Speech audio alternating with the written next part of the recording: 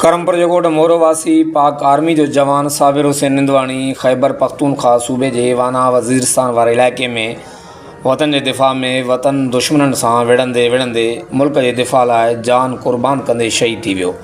शहीद फ़ौजी जवान साबिर हुसैन निंदवाणी शौकत अली निंदवाणी ऐं कमरदीन निंदवाणी जो नंढो भाउ ऐं उस्ताद सैफल निंदवाणी ऐं उस्ताद निज़ामुद्दीन निंदवाणी जो सौट हो। वारसनि मूजिबि शहीद जो मड़ पने आगिल छावनी खां रवानो आहे। मड़ पहुचण बाद शहीद फ़ौजी जवान जी नमाज़ जनाज़ा बाद तदफ़ीन कई वेंदी।